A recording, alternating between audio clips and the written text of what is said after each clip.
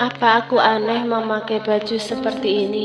Sejujurnya Jingga tidak percaya diri, tapi ia mencoba mulai membiasakan dirinya untuk tetap berpenampilan menarik di depan Davin. Lagi pula ia tidak ingin membuat pakaian yang ia beli bersama Amarilis tempo hari hanya menumpuk di lemari. Gak ada yang bilang aneh, ucap Davin seraya membenamkan wajah, membuat Jingga terpaksa menghentikan kegiatannya jika tidak ingin jarinya teriris pisau. Tapi aku jadi nggak mau pergi ke kantor. Bagaimana ini? Kamu mau bertanggung jawab? Kening Jingga berkerut bingung. Apa hubungannya bajuku dan pergi ke kantor? Aku rasa nggak ada hubungannya sama sekali, gumamnya heran. Davin terkekeh kecil. Ia lantas menumpukan dagu di bahu Jingga dan menatap wortel yang belum selesai diiris. Aku jadi berpikir, gimana caranya membuat kamu jadi wanita yang gak polos lagi. Apa? Tapi kurasa kamu gak boleh diubah. Apa maksudmu, Dev? Jingga masih belum mengerti kemana arah ucapan Davin tersebut. Karena itulah yang membedakan kamu dengan wanita lain, ucap Davin lagi sambil mengeratkan pelukannya tanpa menghiraukan pertanyaan Jingga. Aku cuma harus memberimu banyak pengalaman. Nantinya kamu akan berubah secara alami. Jingga mengembuskan nafas panjang. Sebenarnya apa maksud ucapan kamu? Gerutunya dengan suara rendah. Dan tolong lepaskan dulu pelukanmu, karena aku gak bisa masak dengan bebas. Atau siang ini gak ada bekal makan siang. Tawa kecil Davin kembali terdengar berderai-derai. Baiklah, ucapnya dengan nada terpaksa. Lalu membebaskan Jingga dari dekapannya. Aku ingin minum air putih. Tunggu sebentar. Jingga mengurungkan niatnya untuk menyentuh wortel dan pisang. Ia bergegas mengambil gelas kosong dan mengisinya dengan air dari dispenser. Ngomong-ngomong, kamu sudah membuat keputusan tentang tawaranku? Tanya Davin seraya mengambil gelas yang barusan ditaruh Jingga di meja. Ia menyandarkan dirinya di tepian meja makan. Mata kucingnya memperhatikan Jingga yang kembali sibuk dengan bahan makanan. Maksudmu tentang studio lukis untukku? Aku sudah mempertimbangkannya. Lalu Jingga terdiam sejenak, menghela nafas sepelan mungkin. Lalu ia menoleh pada Davin sepenuhnya dan berkata, aku memang menginginkannya, Dev, tapi aku rasa belum bisa resign dalam waktu dekat. Masih ada beberapa proyek yang harus aku selesaikan. Berapa lama? Mungkin sekitar 1 atau 2 bulan. Davin terdiam dan tanpa sadar bergumam, bulan depan. Kejadiannya ada di bulan depan. Kening Jingga berkerut bingung. Kejadian apa? Davin tersentak. Tampaknya ia baru sadar gumamannya terlalu keras. Bukan apa-apa, jawabnya dengan suara serak. Lalu ia berdeham. Kalau begitu, selagi kamu fokus menyelesaikan proyek kamu, aku akan mulai merancang dan membangun studionya. Kamu punya keinginan sendiri seperti apa rancangan bangunan yang kamu inginkan? Jingga mengerjap. Ia tak percaya bahwa membicarakan proyek pembangunan bersama Davin terasa seperti membicarakan makanan yang akan mereka makan. Semudah itu, hati Jingga terasa bahagia. Memiliki studio sendiri adalah impiannya sejak dulu. Aku akan cari referensi dulu. Nanti aku serahkan ke kamu hasilnya, ucap Jingga sembari tersenyum lebar, menampilkan lesung pipi dan matanya menyipit seperti bulan sabit.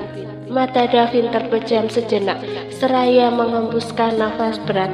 Jangan menggodaku dengan senyumanmu itu, atau hari ini kita sama-sama gak pergi bekerja. Jingga mengerjap, lalu bibirnya cemberut dan kembali pada pekerjaannya sambil menggerutu. Memangnya siapa yang sedang menggoda dia?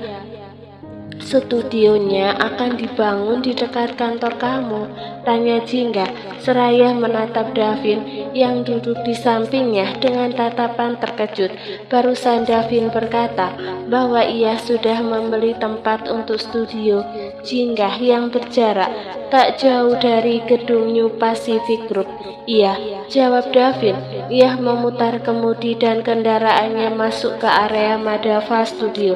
Memang gak bisa dibilang terlalu dekat, terhalang beberapa gedung, tapi seenggaknya aku gak butuh waktu lama kalau ingin menemuimu. Davin menoleh sambil menyeringai kecil. Bagaimana menurutmu? Gak butuh waktu lama kalau ingin menemuiku, ulang Jingga dalam hati dengan kening berkerut. Apa maksudnya? Tidak, Jingga tidak boleh terlalu percaya diri. Bisa jadi maksud Davin, jika pria itu ada perlu yang mendesak, ia tidak butuh waktu lama untuk menemuinya. Ya, pasti karena itu. Boleh aku lihat dulu tempatnya? Boleh, nanti pulang kerja kita ke sana. Jingga mengangguk. Ia sempat menahan nafas saat tubuh Davin maju ke hadapannya untuk melepas sabuk pengaman. Terima kasih, kalau begitu aku keluar sekarang. Hati-hati, tunggu dulu. Setelah Davin seraya menahan lengan Jingga, wanita yang memakai blazer krem dan celana hitam bahan itu menoleh. Ada lagi yang mau dibahas? Ada. Apa? Jingga melipat bibirnya ke dalam. Saat ia melihat tatapan Davin tertuju ke sana, ia tiba-tiba terkesiap saat telapak tangan Davin menahan kepalanya. Lipstik baru. Dengan ragu Jingga mengangguk. Iya, aku membelinya bersama Amarilis waktu hari Sabtu. Satu sudut bibir Davin terangkat. Ibu jarinya mengusap lembut bibir Jingga yang dipoles lipstik merah bata. Aku suka lipstik warna merah, bisik Davin. Pipi Jingga memerah. Tapi peran lipstik ini sudah selesai sampai di sini. Jantung Jingga berdentum hebat. Apa maksudmu? Kamu boleh memakai lipstik merah hanya saat bersamaku. Sekarang kita akan berpisah. Jadi Davin mendekatkan wajahnya ke wajah Jingga. Sebelum kamu keluar, aku harus menghapus lipstikmu dulu. Jingga baru bisa bernafas kembali saat Davin melepaskan. Pria itu tersenyum puas lalu menarik selembar tisu untuk membersihkan sisa-sisa yang keluar dari bibir Jingga. Sudah aman, kamu boleh keluar sekarang. Nanti kamu terlambat, bisik Davin lembut seraya mengacak puncak kepala istrinya itu. Mata Jingga mengerja berkali-kali, seakan baru tersadar dari keterpakuannya. Pipinya memanas, mengeluarkan cermin dari tas dan melihat wajahnya agak pucat tanpa lipstik. Pria ini benar-benar. Jingga tak bisa menyembunyikan kekesalannya. Ia memicing pada Davin dan mengerutu dalam gumaman. Orang-orang mungkin akan mengiraku sakit. Davin mengedikkan bahunya cuek, membuatnya terlihat semakin menyebalkan. Lalu pria itu keluar dan memutari bagian depan mobil sebelum kemudian membukakan pintu untuk Jingga. Aku akan menjemputmu nanti. Jingga mengangguk. Aku masuk dulu, sampai jumpa. Jingga memutar badan, menatap gedung Madava Studio sambil menarik nafas dalam-dalam, lalu melangkahkan kakinya dengan pelan menuju lobi. Ia sempat menyapa satpam di pos dari kejauhan. Sang satpam itu melongo dan mengucek mata. Masuk ke lobi, Jingga melihat ada beberapa orang di sana. Lalu ia menempelkan sidik jarinya pada mesin absensi fingerprint. Selesai mengabsen, Jingga memutar badan dan saat itu ia baru menyadari bahwa semua pasang mata di ruangan itu tertuju ke arahnya. Dia benar-benar Jingga kan? Wanita aneh dan pincang itu. Iya, terus kenapa sekarang berubah? Aku rasa dia punya kembaran. Dan yang ada di hadapan kita sekarang adalah kembarannya dia. Aku rasa juga begitu. Mustahil Jingga bisa berubah dalam waktu sebulan. Astaga, kenapa aku baru sadar sekarang? Dia cantik, aku seperti melihat boneka hidup di antara orang-orang yang berdesas-desus di lobi dan sepanjang selasar studio. Kata-kata terakhir barusan diucapkan oleh seorang pria. Jingga berjalan sambil tersenyum samar menyapa orang-orang yang ia lewati. Ia berusaha menulikan telinga. Sesuai dugaan Jingga, orang-orang akan memperhatikan dan mengomentari cara berjalannya. Hampir 2 tahun bekerja di studio ini, tapi tidak ada yang menjadi teman dekatnya selama ini. Jingga menutup diri dan tidak ada orang yang mau mendekatinya. Sebelum masuk ke ruangannya, Jingga terlebih dulu mampir ke ruangan Khalil. Ia mengetuk pintu atasannya, tapi tidak mendapatkan jawaban dari dalam.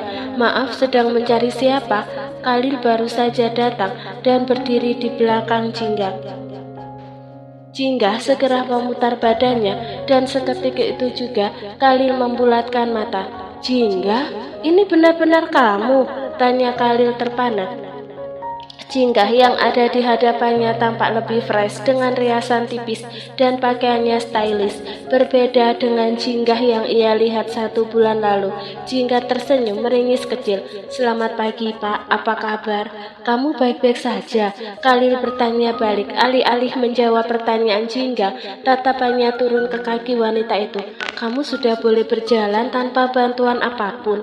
"Iya, aku baik-baik saja dan kaki aku sudah bisa berjalan normal, tapi masih harus berhati-hati." "Luar biasa," gumam Khalil tanpa sadar. Lalu ia tersenyum lebar dan mengelus puncak kepala Jingga, menghilangkan kesan formal di antara mereka untuk sesaat. "Selamat Jingga, kamu pasti sangat bahagia, dan kalau kamu bahagia aku juga akan ikut bahagia." Jingga mengangguk cepat seraya tersenyum. Namun saat ia ingat ucapan Davin yang melarangnya juga untuk tersenyum selebar itu di depan orang lain, Jingga mengurangi kadar senyumannya menjadi biasa saja. "Terima kasih, mulai hari ini aku akan bekerja lebih baik lagi. Jangan terlalu keras juga," timpal Khalil. "Kamu juga harus memperhatikan diri sendiri." Ngomong-ngomong, masuk dulu." "Oh, enggak usah, aku mau langsung ke ruanganku saja." Jingga menggerakkan jari-jari tangannya yang kurus di udara.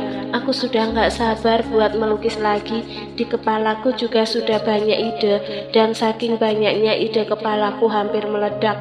Khalil tertawa, lalu mengangguk. 1 bulan lebih tidak bertemu, ternyata ada yang berubah dari diri Jingga. Tatapan wanita itu tidak lagi sendu dan kosong.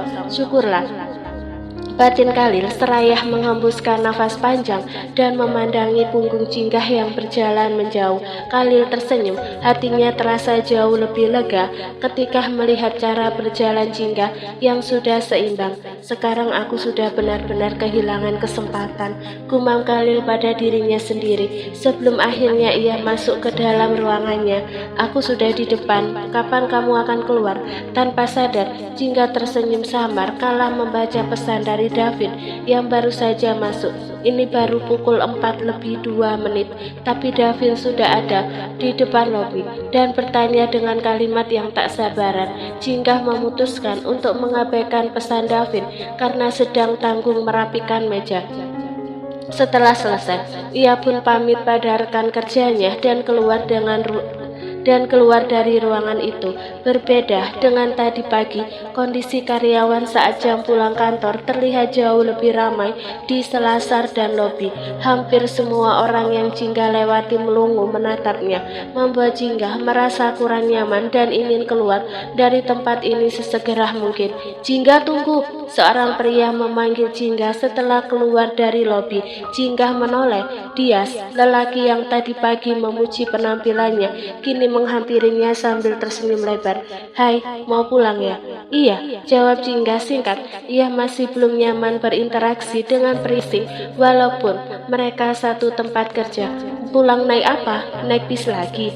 Dias menggaruk tengkuk sambil menyengir. "Mau pulang bareng nggak?" Aku pulang naik." "Dia pulang bersama saya." Suara dalam dan berat milik Davin menginterupsi percakapan mereka. Jingga menoleh dan mendapati suaminya sedang mendekat dengan langkah tegap dan wajah mengeras. "Jingga, siapa dia?" tanya Dias. Saya suami Jingga, tegas Davin yang membuat dia terperanjat. Oh, dia suami kamu? Jingga menggaruk. Iya, seharusnya aku menjemputmu ke dalam kalau tahu ada yang akan mengganggumu, ucap Davin seraya merangkul pinggang Jingga dengan posesif dan mengecup puncak kepalanya seolah ingin menegaskan kepemilikannya di depan Dias. Dias terperangah. Aku pulang duluan Dias, selamat sore, ucap Jingga sambil melirik dia sejenak. Oh, oke, selamat sore. Davin menutup pintu mobil setelah Jingga duduk di dalam sana.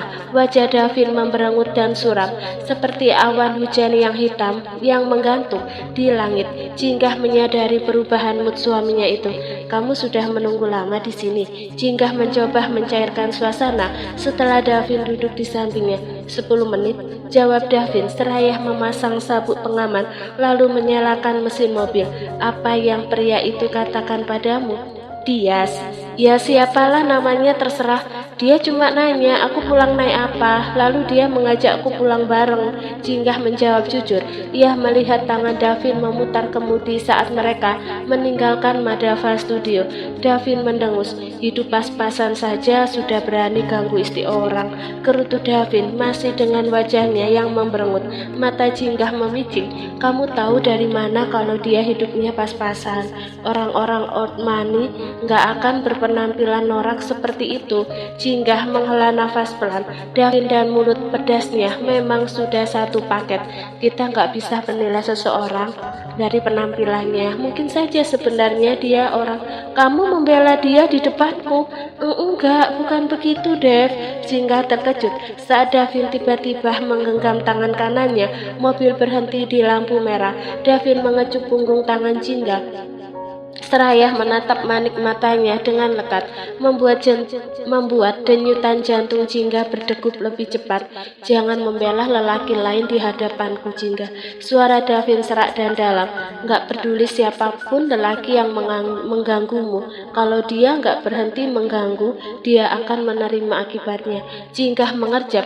Hatinya tiba-tiba disusupi perasaan ngeri, tapi juga merasa hangat dan aman dalam waktu bersamaan. Baiklah, aku akan mencoba untuk gak mengulanginya lagi. Ketegangan di wajah Davin mengendul. Pria itu tersenyum hangat, mengecup punggung tangan Jingga kembali dengan lebih mesra. Aku punya sesuatu untukmu, kata Davin seraya melajukan kendaraan tapi melepas genggamannya. Ambil paperback di sampingku. Jingga menoleh ke dashboard di sampingnya dan mendapat paperback kecil. Ia mengambilnya dengan tangan yang terbebas.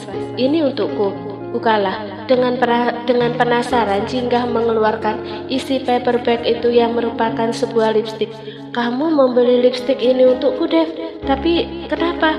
Davin menyiringnya kecil. Itu lipstik warna natural. Gunakan itu saat sedang keluar rumah dan gunakan yang warna merah saat di depanku.